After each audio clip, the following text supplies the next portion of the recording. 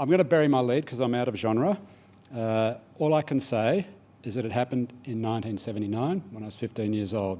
I heard one of his songs on the radio, then I saw his first video, and that's the punchline, by the way. I'd spent the best part of the decade on a journey through the past, slowly building a cassette and record collection I thought was edgy, because it wasn't on the charts. I was mesmerised by the Beatles, who were very unusual in the 1970s because no one was listening to them, from the moment I heard She Loves You at age 10. Bob Dylan's Like a Rolling Stone found me when I was 12. Then Neil Young, The Byrds, The Doors and The Who. I was a rock snob, looking to the decade before mine for heroes, long after the bands had broken up and Bob and Neil were poised to enter the writer's block of middle age. Each boomer act I scrawled on my school books declared my resistance to the tyranny of Countdown. I watched that show every Sunday night with expectations set at roughly zero. Molly did me no favours because nothing I saw on his show made me buy a single or LP. A perverse logic was at play, and trust me, I've done some time travel and I've visited this kid and I've worked out what was in my head at the time. Songs I once looked forward to hearing on the radio suddenly became unlistenable after I'd seen them performed on the cheesy set at the ABC's Elstonwick studios. For example, I hated Skyhooks as if they were sherbet. Elton John as if he was Sheena Easton. Akadaka as if they were Air Supply. Even though I loved living in the 70s, had worn out my cassette of Elton's greatest hits and wish I could play guitar like Angus Young. I have the benefit of hindsight, of course. I did mention time travel. So I know what my militant head was doing. It wasn't just rejecting the top 40 mainstream, but the whiteness of it all. From Red Simon's Chardonnay Sneer to Bon Scott's VB Swagger, Countdown reminded me that no one I saw on TV looked like me. This, mind you, was before SBS. Back then, the only program that kids from the olive wave of the post-war migration boom could identify with were on Channel 9. They were wrestlers. Greek Australians. Had Spiros Arion, the Golden Greek. The Italian community had Mario Milano, of course, the Italian stallion. And of course, both those guys were always winning and always tag teaming with the good Aussies. Countdown had blokes called Shirley and Darryl, Squeak, and a couple of other blokes I've now forgotten. They looked like the sorts of guys that used to beat me up in school, is the bottom line.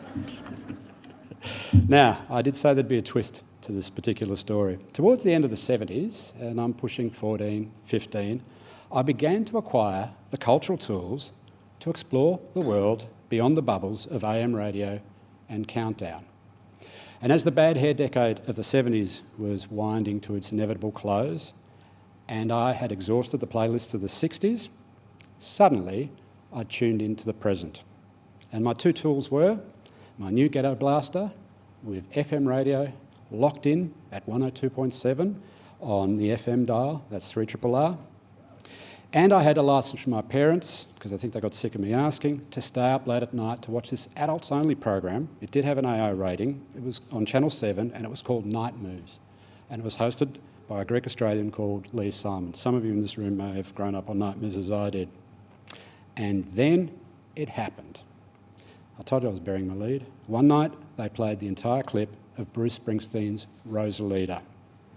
Now, this was the De Niro Bruce. Now, a lot of people who know Bruce from the 80s and the 90s and the noughties and the 10s and the 40s and the 50s or wherever it is he's coming from, find it very hard to relate to my particular Bruce epiphany, but allow me to explain it. This is De Niro Bruce of the late 1970s. And this particular clip was filmed the year before in 1978 at what was the peak of his performing powers. Do yourself a favour if you haven't seen it. The song explodes. The clip and song explodes as soon as it starts. A bit like the drum roll in She Loves You, and a bit like the snare drum kicking in like a Rolling Stone.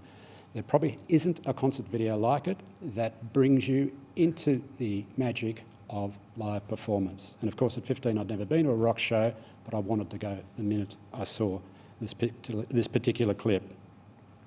Now, the camera cuts, for those of you who haven't seen it, from Bruce to the audience as they collectively lose their mind. And this happens all within the first few seconds, the first few frames. Early on, a young lady sneaks onto the stage trying to steal a snog. A roadie bustles her back into the front row. But Bruce subverts this attempt at crowd control. With perfect comic timing, he pretends to chase after the intruder, with guitar still in hand, still playing all the chords. As Rosalita races to its climax, more girls try their luck. He never misses a beat, though. If you play the song without the pictures, you hear a rock star in his element. You have no idea of the constant interruption on the stage. But the pictures transport you to the place where only the greatest stars can take you.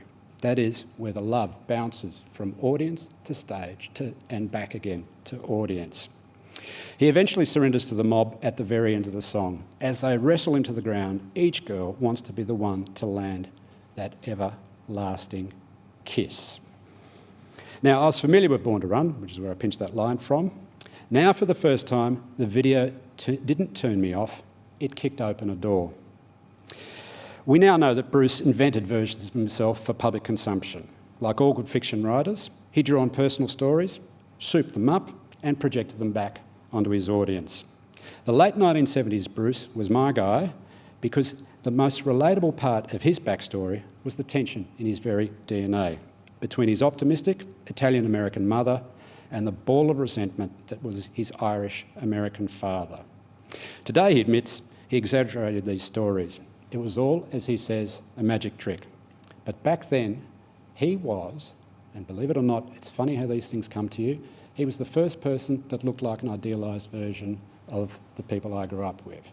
He was not bandana Bruce, not the 80s Bruce with the biceps and the tight ass.